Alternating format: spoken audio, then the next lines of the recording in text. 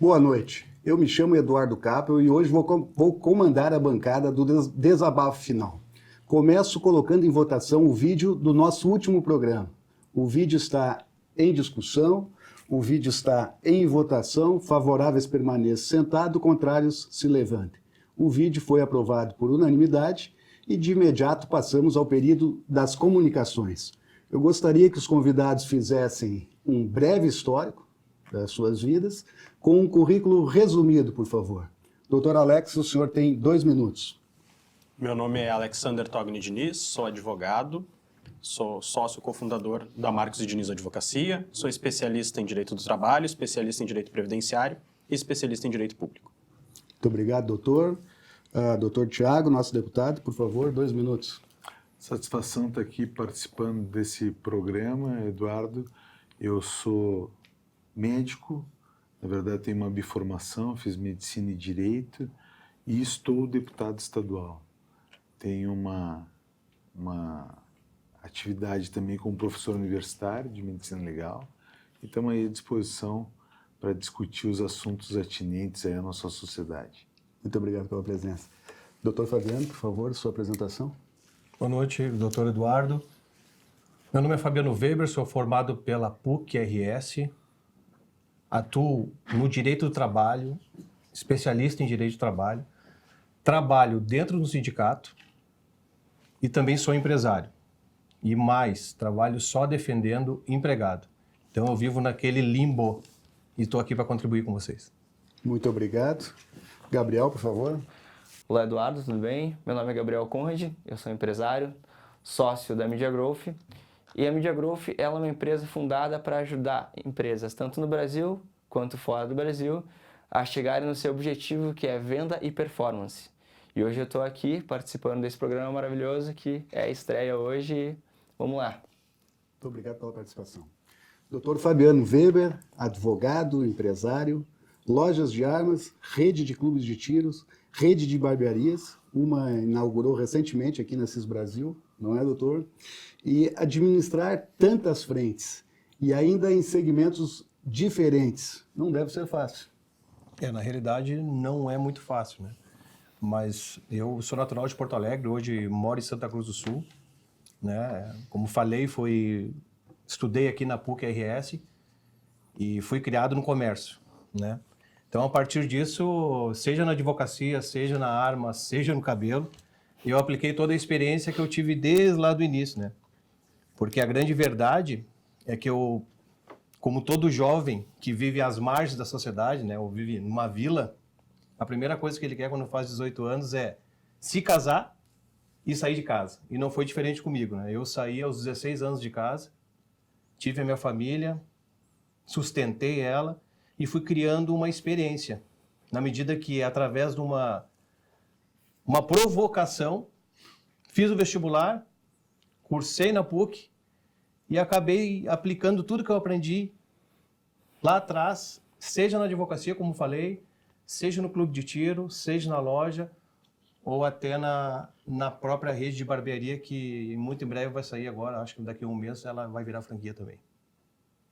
Não sei se os convidados perceberam, mas existe uma contrariedade. O doutor Fabiano, ele agrada gregos e troianos.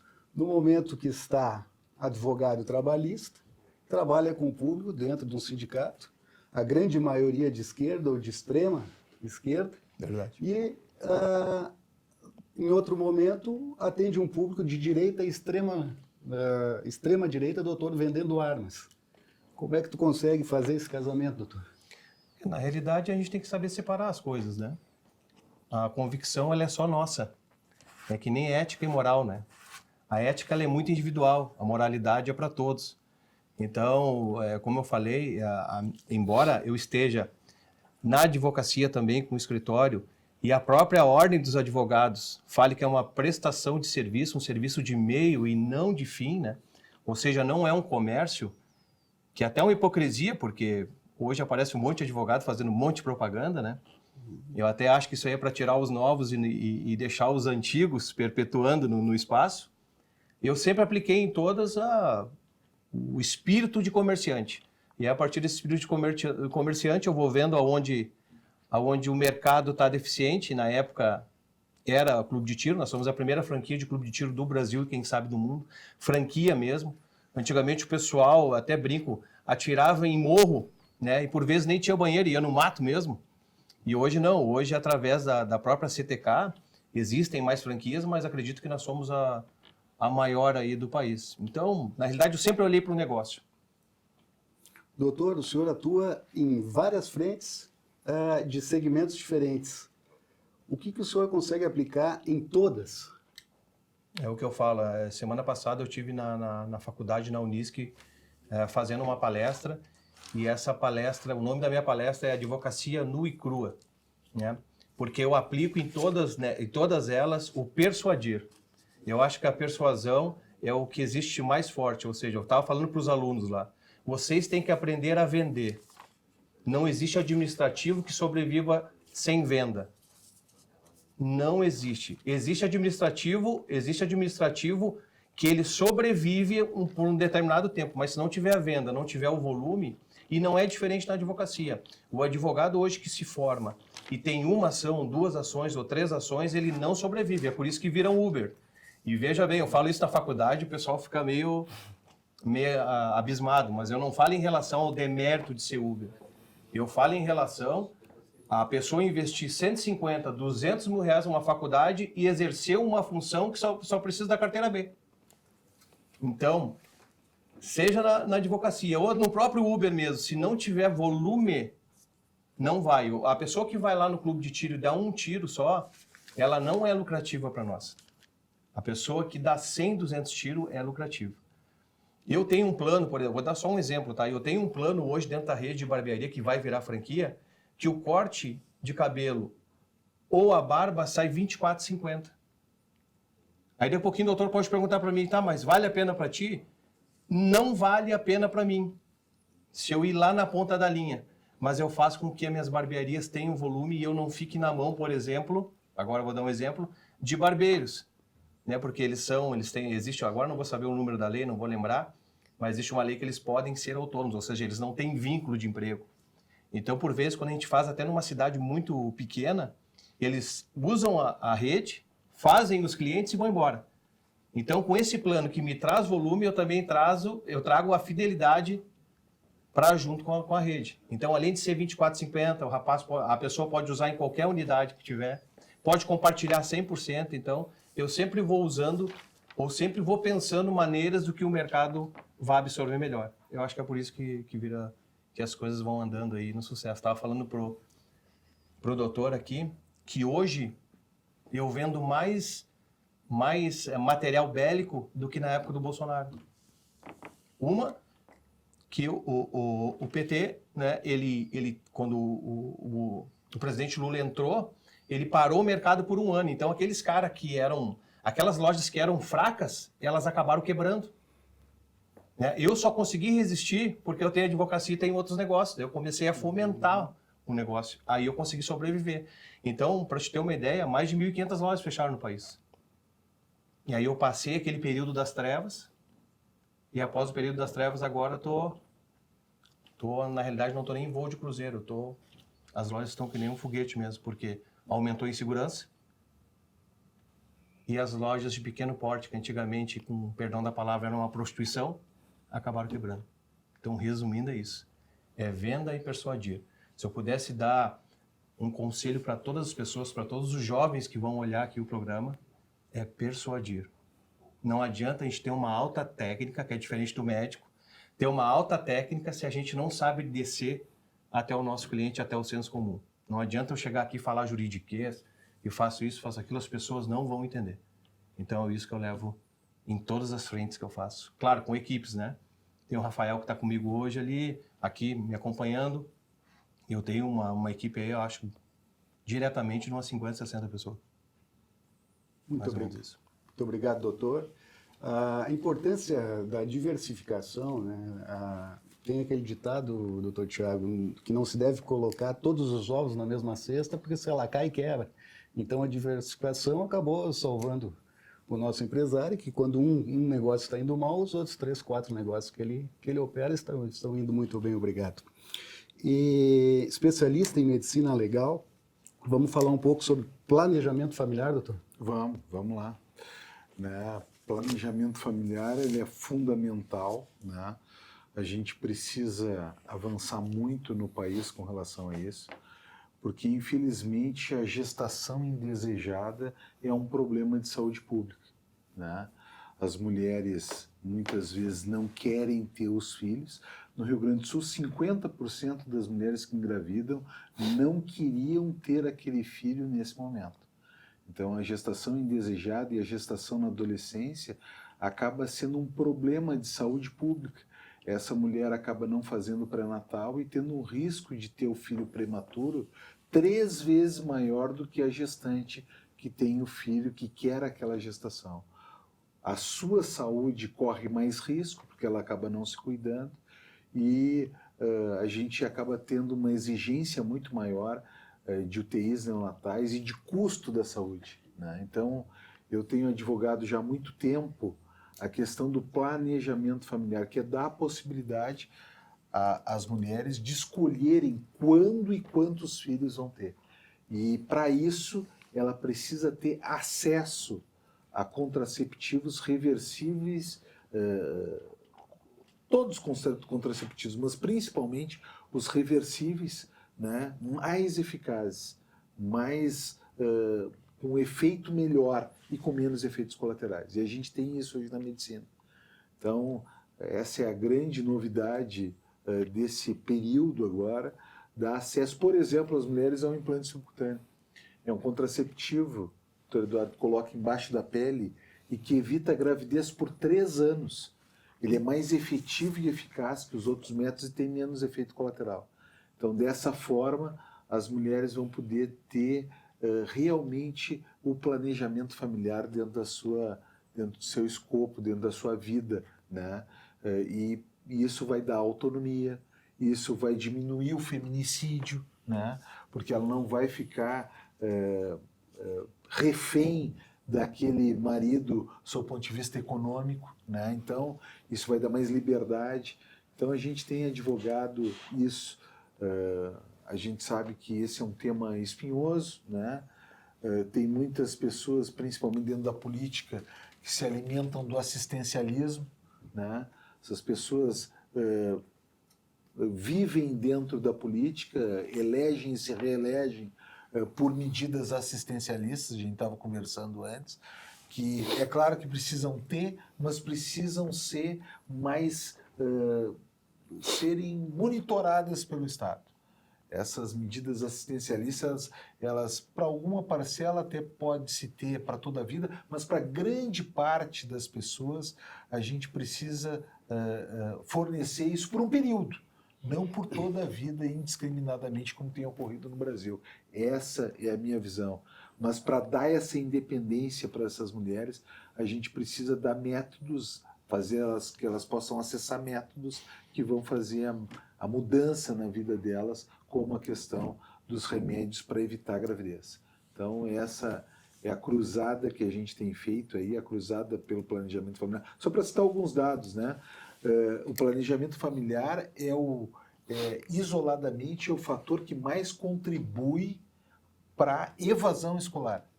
Para a evasão escolar. As meninas saem da escola porque elas engravidam.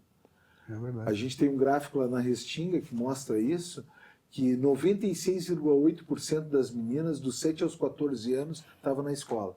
Dos 15 aos 17, esse número baixa para 21. E elas saem da escola não é porque elas terminam, é porque elas engravidam.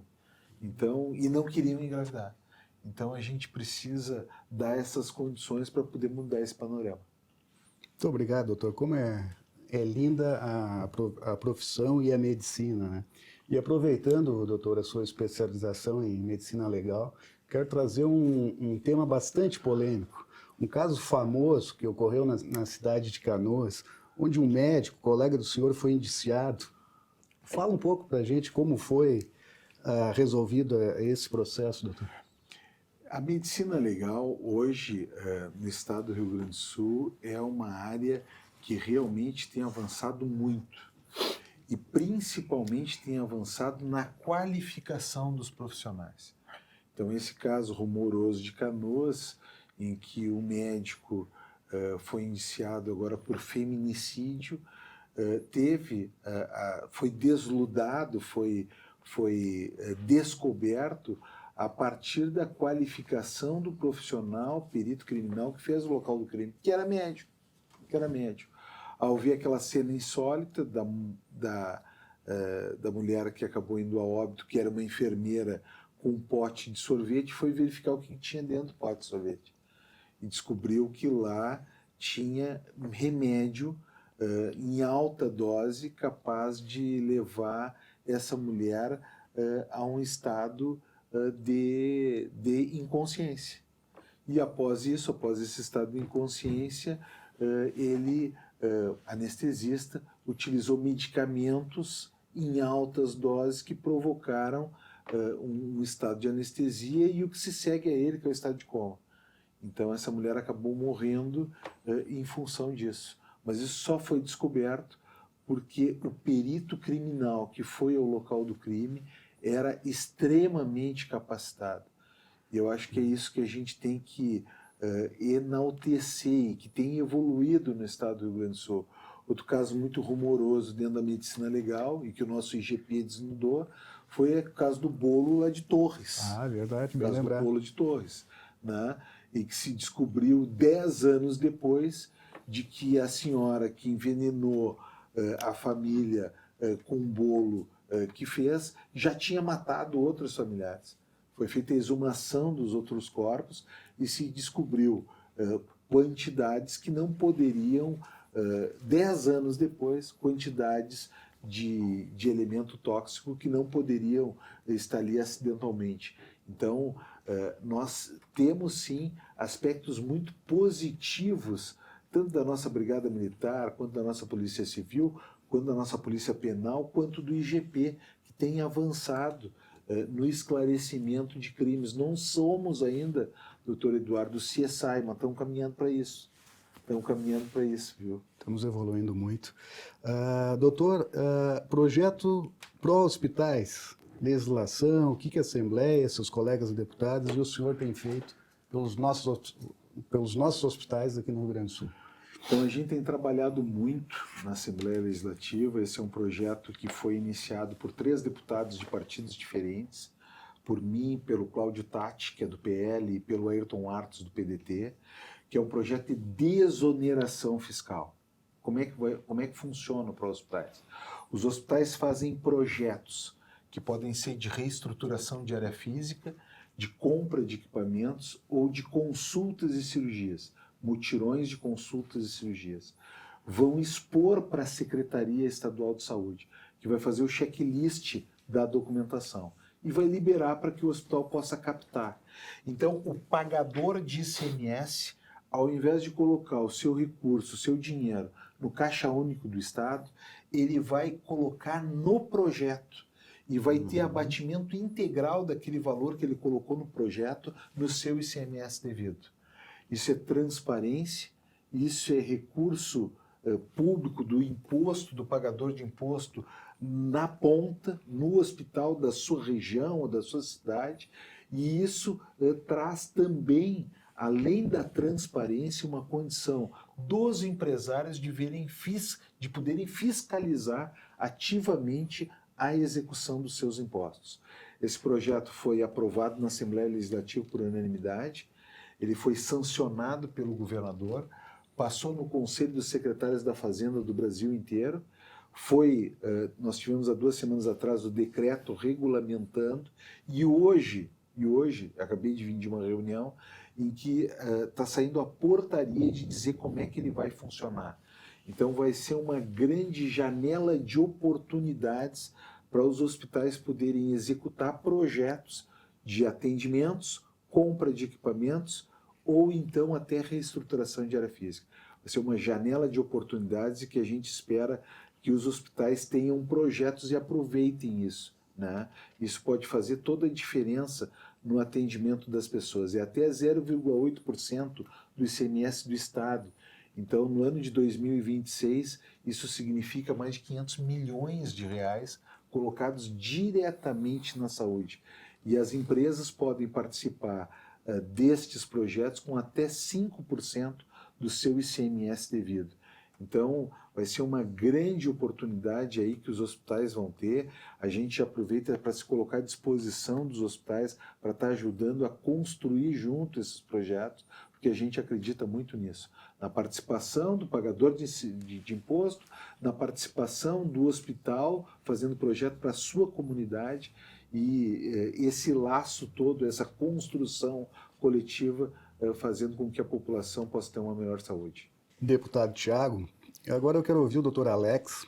A segurança pública não é um problema só no Rio Grande do Sul, e sim em todo o Brasil. Doutor Alex, nesse sentido, caso o empregado, por escolha própria, se abrigue dentro da empresa em razão da insegurança das vias públicas, isso pode gerar direito ao recebimento de hora extras? Doutor Eduardo, de fato, a questão da segurança pública é um problema em todo o país e não é diferente aqui no Rio Grande do Sul.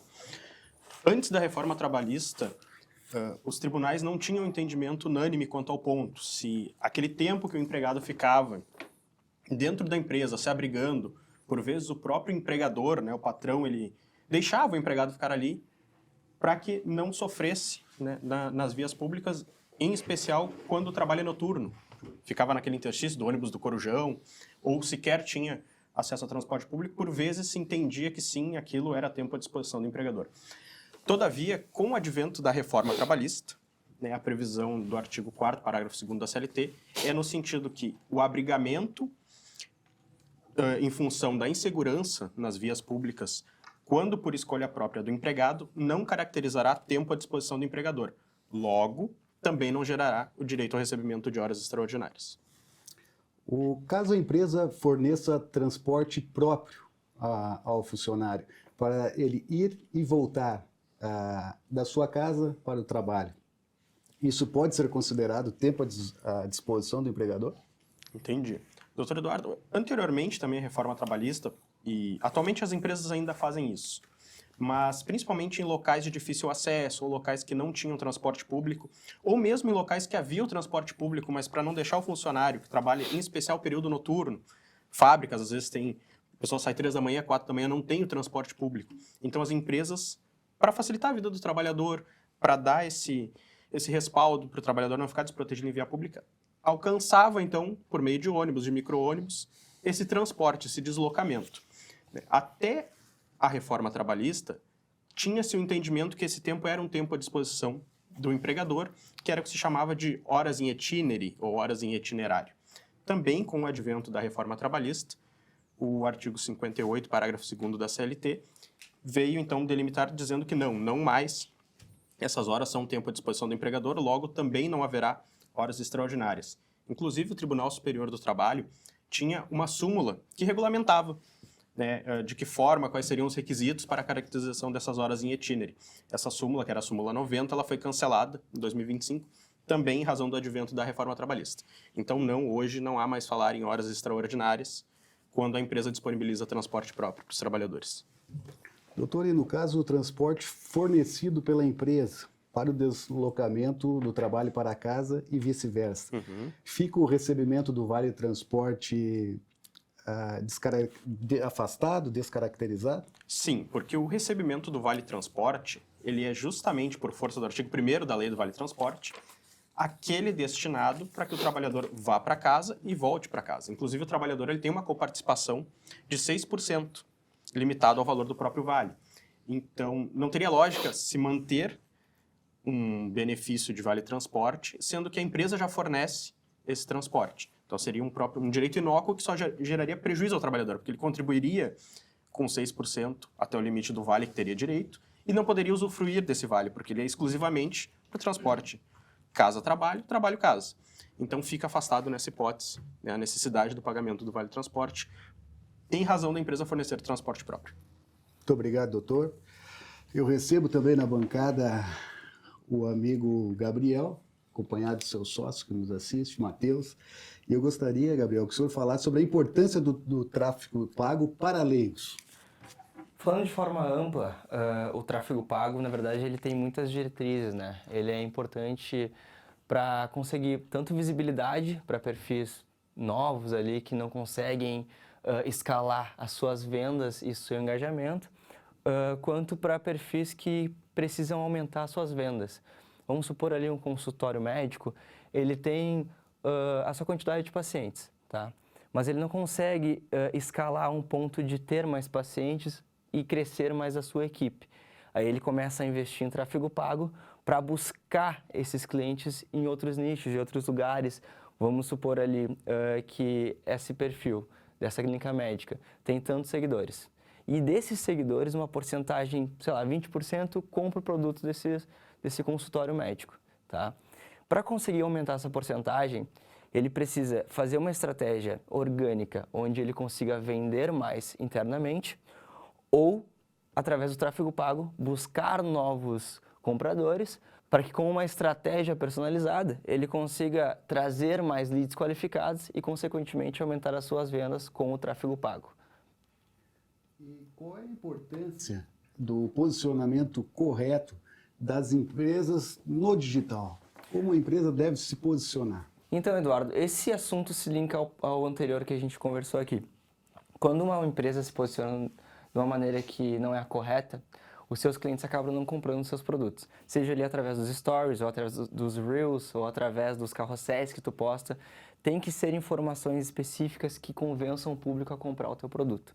Caso isso não aconteça, tu vai só perder dinheiro com aquele marketing que tu está investindo.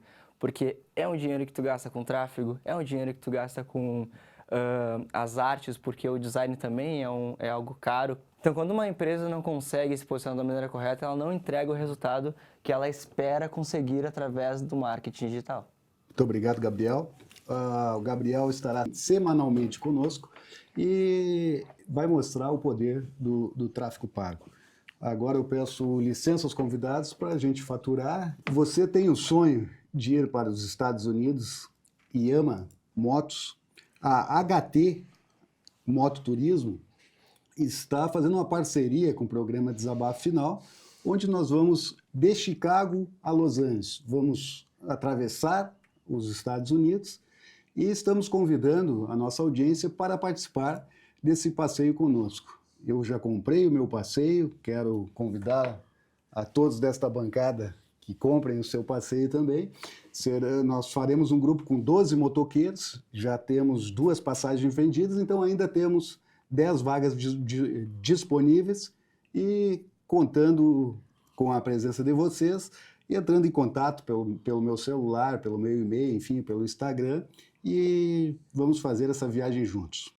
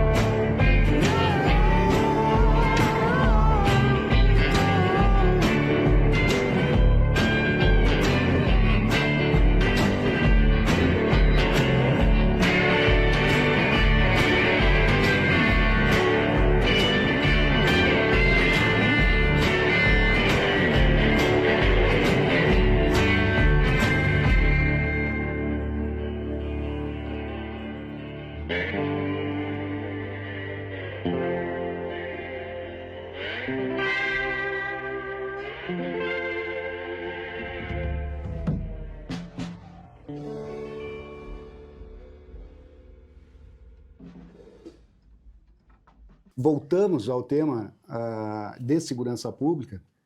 E, 01, por favor, coloque o primeiro vídeo. Blindado não sobe não, filhão. Isso daqui é o império do luxo, filhão.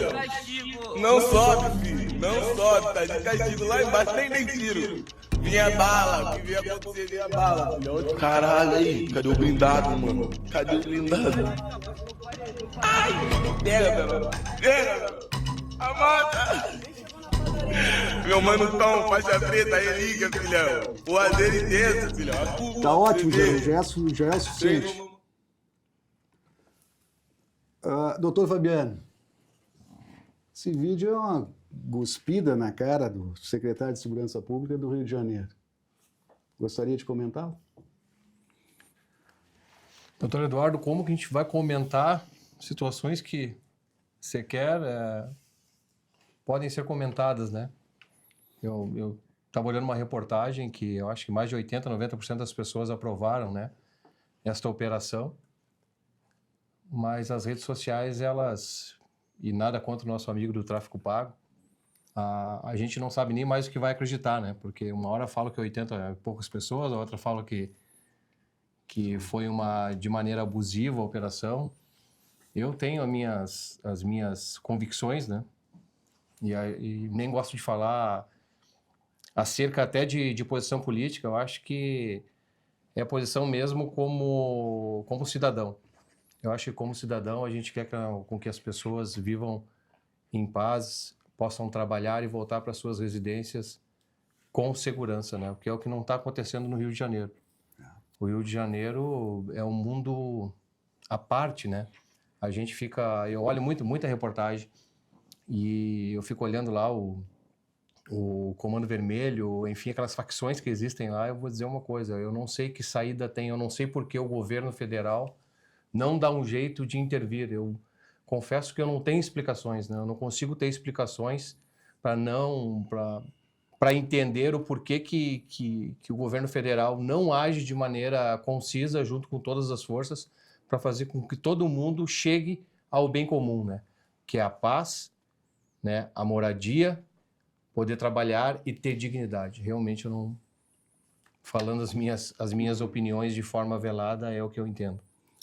Deputado Tiago, o Estado do Rio de Janeiro perdeu o controle. O Estado vive uma guerra civil. E as forças de segurança do Rio Grande do Sul têm evitado que essas facções cheguem ao nosso Estado. Recentemente a gente viu o presidente da Argentina, presidente do Paraguai, levando forças militares para as suas fronteiras para evitar essa fuga, né, de traficantes do Rio de Janeiro para seus países. Enfim, o que se debate sobre esse assunto na Assembleia Legislativa? Eu acho que tem algumas coisas que são importantes e que permeiam o perímetro dessa discussão, né? O comportamento violento ele está intimamente ligado ao consumo de droga, né? Então a questão da drogadição ela é uma realidade quando a gente fala de comportamento violento, seja do usuário, seja do traficante. Então, na Assembleia, alguns colegas parlamentares trabalham abertamente com a apologia às drogas, com a ideia da liberação das drogas. Tem gente que fala, ela tem maconha medicinal. Maconha medicinal é um absurdo do ponto de vista técnico. Não existe maconha medicinal. Não existe maconha medicinal. O que existe é a droga, o canabidiol, que é utilizado basicamente para criança com crise convulsiva que não consegue conter e para pacientes com Parkinson refratários a outros tratamentos. Mas isso claramente está no seu bojo, está no seu pano de fundo a liberação das drogas. Então, a gente precisa unissonamente rechaçar esse tipo de situação. A gente precisa entender que droga é um caminho sem volta, né? Que leva, na minha prática clínica, na minha prática médico-legal, ela leva ou ao presídio ou ao cemitério.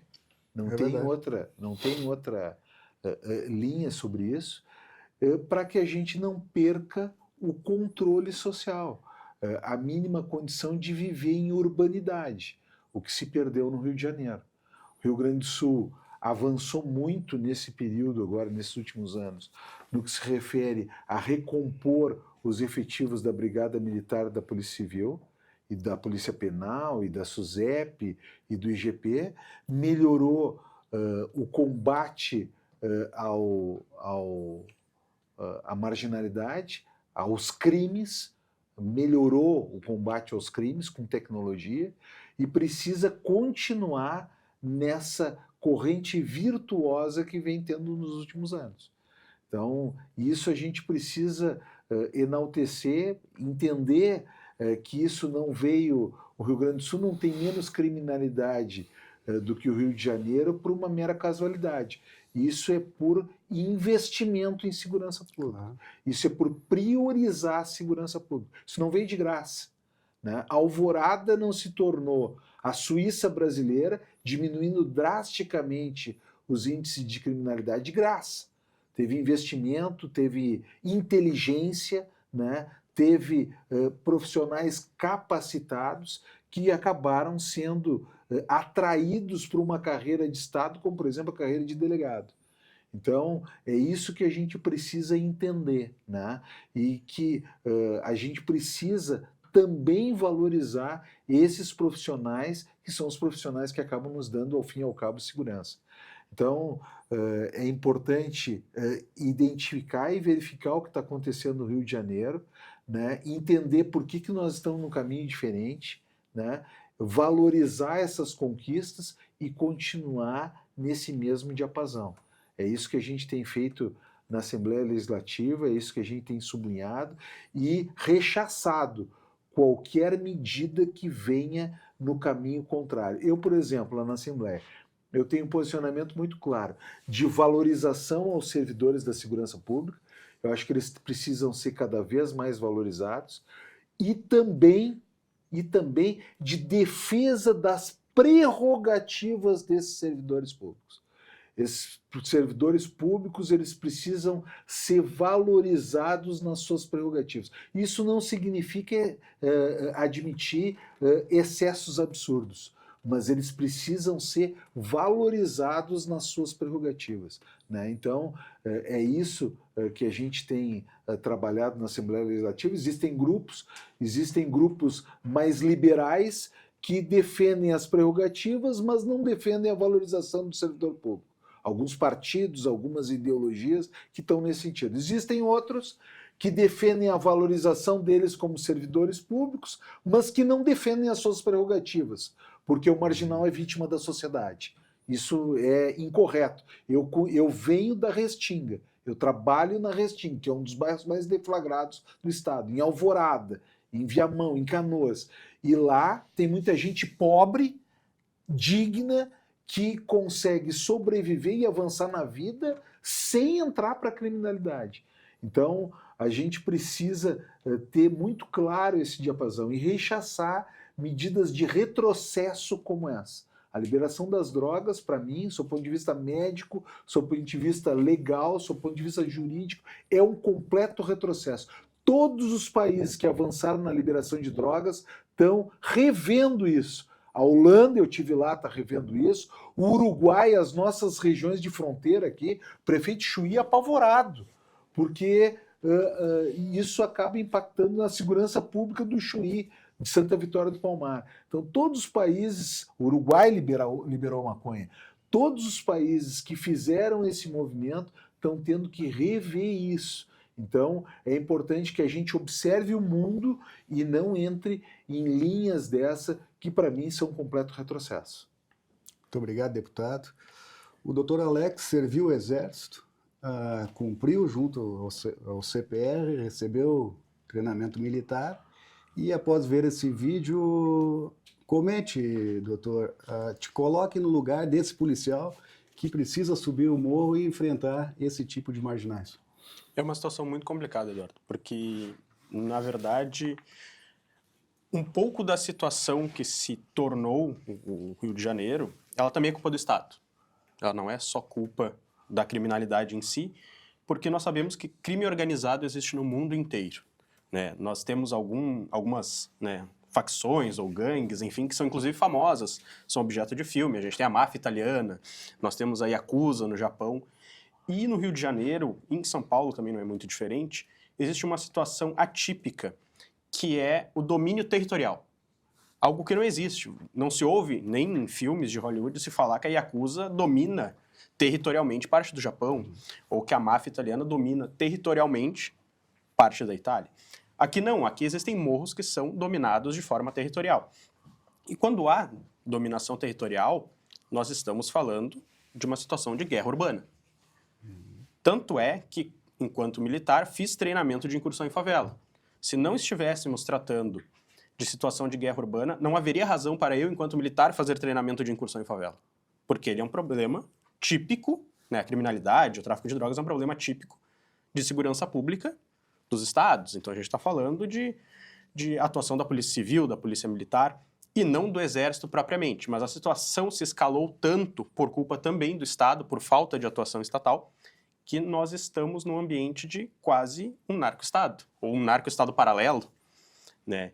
Então, a ausência de um posicionamento no passado do Estado para enfrentar, para não deixar esse crime organizado crescer tanto, culminou nessa situação, que é lamentável, que gera a morte de policiais, que gera a morte também de bandidos, porque a gente sabe que numa situação dessa é muito difícil, numa incursão, você fazer prisões, ainda que tenham sido feitas, né, nessa mega operação em específico, muitas prisões, mas houveram, né, poucas apreensões, né, principalmente de armamentos menores, principalmente dinheiro, me parece que nem se ouviu falar em apreensão. Então, é uma situação que ela não tem uma resposta objetiva. Não tem uma resposta objetiva, é uma situação que ela é ruim para todos, é ruim para a população, é ruim para o policial que está trabalhando nessa situação, e a culpa não é só do crime organizado. O Estado também tem que assumir a sua parcela de culpa, e é necessário que o Estado intervenha, não é isso que eu estou defendendo. Não vamos deixar o morro para o crime organizado. O Estado ele tem que fazer intervenção, ele tem que retomar o território para si e dominar o território definitivamente. E, a partir daí, inserir por meio de políticas públicas educação, saúde, saneamento básico, que são coisas mínimas, que hoje a gente sabe que não se vê na favela. Muitos falam a favela venceu. Não, a favela ela nunca vence. Existem pessoas que, através do seu suor, saem da favela e vão para uma situação melhor. Né, como eles chamam lá no Rio de Janeiro, sair da favela para ir para o asfalto. Mas a favela em si ela não tem vencido, seja em razão do próprio crime organizado, como a gente viu no vídeo, seja em razão da falta de atuação estatal, que é uma coisa que a gente vê de diferente no Rio Grande do Sul, como o deputado mencionou. No Rio Grande do Sul existe essa atuação estatal, por isso que no Rio Grande do Sul não se escala como acontece no Rio de Janeiro. E aí fica a pergunta, a quem favorece que isso se mantenha, se perpetue no Rio de Janeiro, como vem acontecendo há muitos e muitos anos. Muito obrigado, doutor. Gabriel, consegue te colocar no lugar do policial que tem que subir o morro, deixa sua família, deixa sua esposa, deixa seus filhos e vai enfrentar, às vezes, um bandido com uma arma mais potente, uma arma superior e às vezes até de longo alcance, e o policial com uma pistola? Me colocando no lugar desse policial, eu me vejo sem escolha, a não ser tomar uma ação, né? Mas falando ali em relação a esse assunto nas redes sociais, né, na comunicação. Quando isso acontece, quando uma situação dessas acontece, ela é muito falada por diversos grupos dentro da rede social. O algoritmo ele absorve muito bem esses assuntos, né, que são assuntos bem polêmicos e que tem várias diretrizes onde muitas pessoas concordam com o que aconteceu ou discordam com o que aconteceu. Tá? E dentro dessas discordâncias, existem muitos comentários sobre isso, existem posicionamentos de marcas, existem posicionamentos de pessoas, de influencers. Então, dentro do marketing, esse assunto é muito falado, mas eu deixo um adendo aqui que quanto mais humanidade a gente trouxer para esse assunto, e informações e educação, acredito que isso vai transformar o nosso país em um país melhor. Essa é a minha opinião sobre esse assunto. Muito obrigado, Gabriel. Para finalizar, 01, eu gostaria do vídeo da discussão no Congresso Nacional em relação ao minuto de silêncio, por favor. Presidente, eu gostaria de pedir um minuto de silêncio para as vítimas da mega operação que aconteceu de ontem para hoje no Rio de Janeiro. Pela ordem, presidente, é sobre o mesmo tema, só deixar claro aqui que essa Câmara Municipal, ao meu ver, deve sim homenagear as vítimas, mas as únicas vítimas da operação são os policiais que morreram em combate. Criminoso não deve ser homenageado por essa casa, criminoso que entra em confronto com a polícia e mata pai de família. Portanto, sou a favor do minuto de silêncio, mas somente as verdadeiras vítimas. Criminoso não vai ser homenageado. Eu me recuso a fazer minuto de silêncio por criminoso. As vítimas inocentes serão homenageadas. Criminoso aqui não tem direito a minuto de silêncio, não. Se você não tem educação, você mais tem. Senhor presidente, se vocês não têm educação, você mais tem. Tá bom, zero, já é o suficiente. Só fazendo uma correção, não foi no Congresso, e sim na Câmara de Vereadores de São Paulo. Doutor Fabiano, está de acordo, não está de acordo? O que o senhor acha de homenagear, fazer um minuto de silêncio para bandidos? Doutor Eduardo, é lógico que eu não estou de acordo, mas eu acho que falta também entre as pessoas que lideram o povo um pouco de sensibilidade. Quem sabe um minuto de silêncio não seria para as mães, né, que ficaram sem os filhos. Exatamente. Para os policiais, né, que perderam a vida, para os filhos que ficaram desamparados. Então, eu acho que a gente tem que, eu não sei se seria a palavra essa, deixar de agir um pouco como um partido, né, e começar a pensar na população. Então, eu acho que falta um pouco de sensibilidade para todo mundo que frequenta a casa, né, seja de um lado, seja do outro, porque parece que estão, eu sei, o doutor colocou esse vídeo aí, mas vamos falar da CPI do INSS, sabe? Com todo respeito, é uma baixaria. Daqui a pouquinho, o objeto da ação é uma coisa e já está desvirtuando, enfim. Falta um pouco de educação também, né? Falta um pouco que nem a gente fala de cultura, né? Dentro das empresas a gente fala, a empresa que tem uma cultura forte, ela consegue vencer. Então, por exemplo, dentro das minhas empresas eu tento passar uma cultura para vencer. Então, se não existe esse objetivo de todo mundo andar no mesmo caminho, independentemente de ser A, B ou C, eu acho que sempre vai acontecer essas coisas que não somam para ninguém, nem para um lado nem para o outro, porque fica como se fosse, aqui no Rio Grande do Sul se fala, né, um boteco, briga de boteco. O doutor Fabiano foi muito bem quando lembrou das mães, né, que perderam seus filhos. Deputado. O radicalismo que tem tomado conta do país, ele é muito ruim. Ele é muito ruim, né? Assim, como disse o doutor Fabiano aqui, muitas vezes a gente tem um familiar que é bandido. Essas mães têm familiares que são bandidos e elas não são bandidas. E elas não podem ser condenadas pela sua descendência, pelas gerações. Então eu acho que o radicalismo tem se estabelecido e tem ocorrido muito nas redes sociais, ele é prejudicial. As pessoas perdem a humanidade e, principalmente, elas perdem a empatia, que é se colocar no lugar do outro. Se colocar no lugar do outro. Eu vi várias reportagens do Rio de Janeiro em que a mãe admitia que o filho era bandido, mas era filho dela, ela ama esse filho, mas nem por isso ela absolvia ou não condenava a ação do filho. Então, falta nessas ações radicais, nesses posicionamentos radicais, empatia, se colocar no lugar do outro. Doutor Alex, naquele momento, nossos policiais tombaram e aquela vereadora pede minuto de silêncio para bandido. O que o senhor tem para me dizer? Na mesma linha dos colegas de bancada, me parece que, independentemente do lado que se está, houve perda generalizada. Então, tanto familiares de bandidos que não são bandidos tiveram perdas, e perdas significativas. Muitas vezes, até na mesma linha do que disse anteriormente, por falta de atuação estatal, aquele bandido era o único que levava o ganha-pão para dentro de casa. Então, sabemos que é um dinheiro que não tem uma origem lícita, mas é o que fazia ter o pão de cada dia, é o que fazia ter a comida na mesa, e agora essas famílias vão ter que se virar de outra forma, né? Quem sabe, inclusive, ingressando em situações de tráfico ilícito de entorpecentes, como se fez outrora pelos filhos, pelos maridos, pelos netos, né? Então, de qualquer sorte, nenhuma perda, seja de policiais, seja de bandidos, seja de quem quer que seja, pode ser uma situação a ser comemorada. Muito obrigado, doutor. Gabriel, gostaria de se manifestar sobre o tema?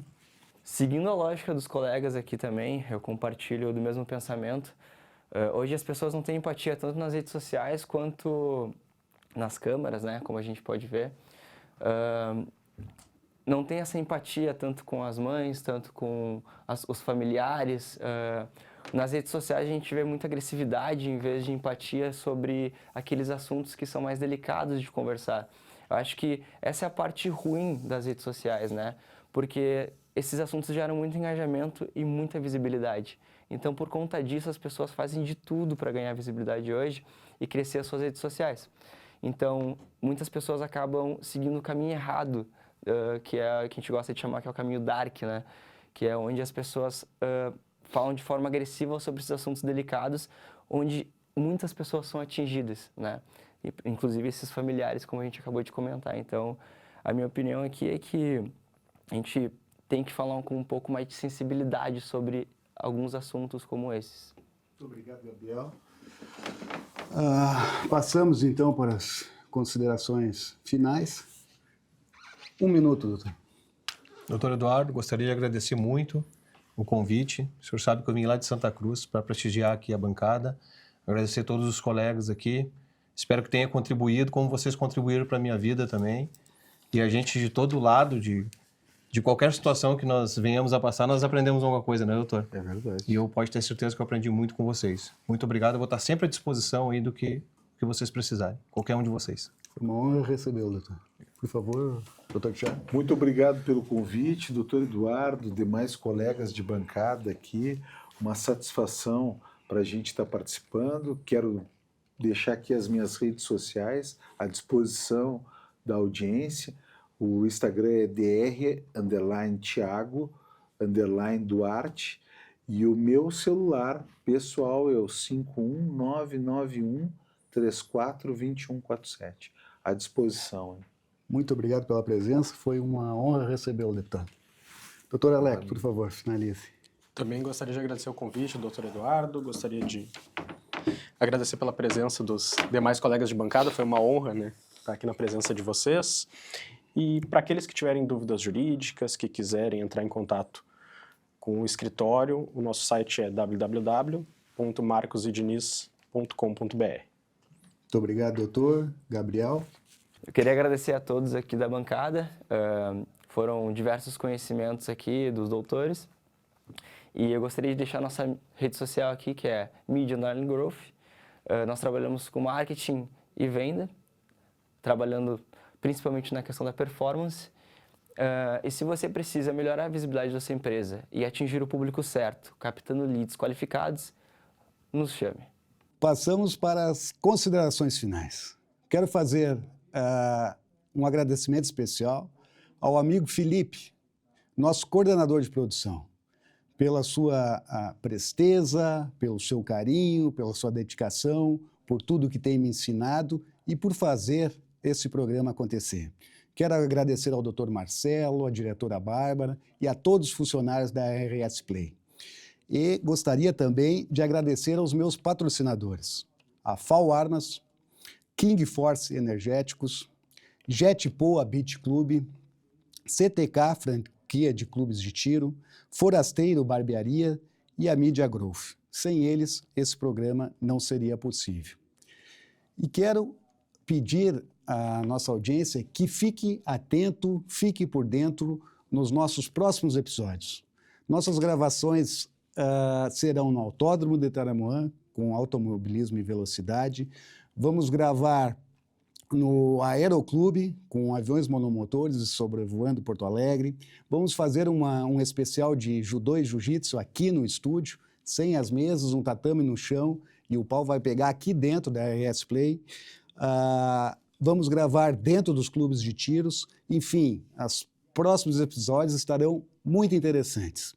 E finalizo declarando este programa Desabafo Final encerrado E convoco a todos para o próximo domingo, às 22 horas, aqui na RS Play e nos nossos canais do YouTube. Saúde e paz a todos, muito obrigado e fiquem com Deus.